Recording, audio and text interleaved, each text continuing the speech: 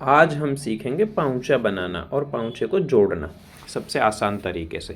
तो सबसे पहले हमने कपड़ा ले लिया है और फॉर्म ले लिया। फॉर्म की चौड़ाई रखी है हमने 2.5 इंच और कपड़े की रखी है हमने 3.5 इंच। 1 इंच एक्स्ट्रा लेना है कपड़ा। इसके बाद हमने नाप के भी देख लिया, दोनों साइड से फोल्ड हो जाना चाहिए, इतना तो होना चाहिए, आधा इंच। तो हम इसको इसके ऊपर फोल्ड कर लेंगे, फॉर्म के ऊपर कपड़े को फोल्ड कर लेंगे आधा इंच दोनों तरफ से। बड़े आराम से करेंगे, सीधी सिलाई लगाते हुए।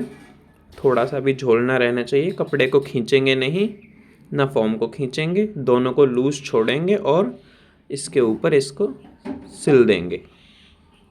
सिलने के बाद हम देख लेंगे झोल वोल तो नहीं आया, देखो कितने अच्छे तरीके से लगा है, ऐसे ही लगा देंगे। ठीक, इसके बाद हम सलवार को ले लेंगे। सलवार लेने के बाद कली के 2 मार्जिन को दोनों साइड में रखेंगे, दोनों साइड कर देंगे मतलब। अब इसको रखेंगे इसके ऊपर, सीधे के ऊपर फॉर्म को उल्टा रखेंगे इस तरीके से और दोनों साइड बराबर बराबर निकालते हुए आधा इंच दबाएंगे। अगर किसी को समझ में ना आए तो आधा इंच पर निशान लगा लेंगे।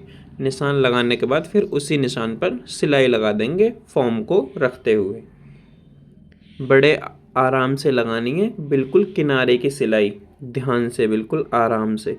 अगर टेढ़ी मेढ़ी हो जाएगी तो झोल आ जाएगा, बिल्कुल आराम से लगानी है जैसे इसमें लगा रहे हैं। देखो, लगाने के बाद एक्स्ट्रा को कट कर देंगे, दोनों साइड बराबर बराबर रखेंगे और देखो कितने अच्छे तरीके से लगा है, बिल्कुल भी झोल नहीं है। अब इसको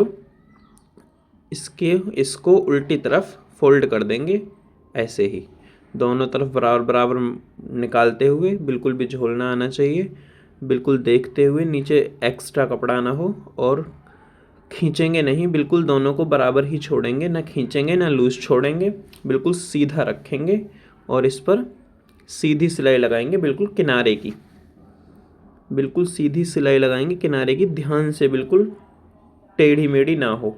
देखो अब कितने अच्छे तरीके से आया है। दोनों को, फॉर्म को दोनों साइड से कट कर देंगे, देखो कितने अच्छे तरीके से आई है, कहीं भी कोई झोल नहीं है बिल्कुल भी। और अब किनारे पर सिलाई लगा देंगे, बिल्कुल किनारे पर सीधी सिलाई लगा देंगे। सीधी सिलाई लगाने के बाद दूसरी सिलाई जो लगाएंगे हम, वो एक पैर की सिलाई लगाएंगे, बिल्कुल सीधी सिलाई लगाएंगे एक पैर की। अब इसमें बारीक वाली लहर बना देंगे, बहुत आराम से बनाएंगे। अगर किसी को समझ में ना आए तो चौक से निशान भी लगा सकते हैं। बिल्कुल आराम से बारीक वाली लहर बनाएंगे पूरे पर, बहुत आराम से। इसको लगाने के बाद ऊपर की साइड एक पैर की सिलाई लगाएंगे, बिल्कुल सीधी, एक पैर की सिलाई लगाएंगे, बिल्कुल सीधी लगाएं और नाप के लगाएं, बिल्कुल आराम से। और इसके बाद इन दोनों सिलाई के बीच में बारीक वाली लहर बना देंगे, छोटी लहर जिसे बोलते हैं वो बना देंगे। छोटी लहर आराम से बनाएंगे, बिल्कुल अच्छे से, सफाई से। ये लहर बनाने के बाद हमें बीच में बड़ी वाली लहर बनानी है। किसी को ना समझ में आए तो चौक से निशान लगाकर बना सकता है, कोई बिगिनर हो तो। अब इसमें हम उसी निशान पर सिलाई लगा देंगे, लहर के निशान पर, और बड़े आराम से बनाएंगे, बिल्कुल गुलाई में।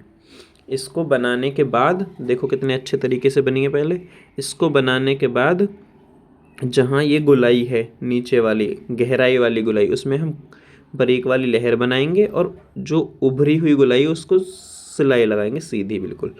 और गुलाई में हम लहरिया बनाएंगे छोटी वाली। हमारा धागा टूट चुका है, अब हम इसको जोड़ रहे हैं। अब हम जहाँ कांटे हैं, कांटे के जहाँ लहर है, लहर के बिल्कुल ऊपर कांटे तोड़ेंगे, लहर ही बनाएंगे, छोटी लहर। मैं छोटी लहर को ही कांटे बोल देता हूँ। हमारे यहाँ सिलाई नहीं आई है तो अब हम दोबारा से सिलाई लगाएंगे यहाँ। अब हम इसको बीच में बिल्कुल गुलाई में सिलाई लगाते हुए चले जाएंगे। गुलाई में सिलाई, बिल्कुल वैसी सिलाई, मतलब सिंपल सिलाई, कोई लहर ना होगी। ऐसे ही दूसरी साइड बिल्कुल सेम बनाएंगे, गुलाई में छोटी छोटी लहरियाँ बनाएंगे और फिर सेम बिल्कुल उसके ऊपर ऐसी ही लहर बनाएंगे, लहर के बिल्कुल ऊपर ही बनानी है, बाकी सिलाई सीधी रखनी है। और इसके बाद बिल्कुल बीच में गोलाई वाली सिलाई लगा देंगे, बिल्कुल सिंपल सिलाई जो होती है, कोई लहर वहर नहीं बनानी। हमारा पाउंचा बन के बिल्कुल तैयार हो चुका है। एक्स्ट्रा धागों को कट कर देंगे। देखो कितने अच्छे तरीके से बनाए, कितने फिनिशिंग के साथ बनाए, आप भी देख सकते हैं। और आपको कैसा लगा हमारा डिज़ाइन कमेंट करके बताना, ज़रूर बताना, और हमारे चैनल को भी सब्सक्राइब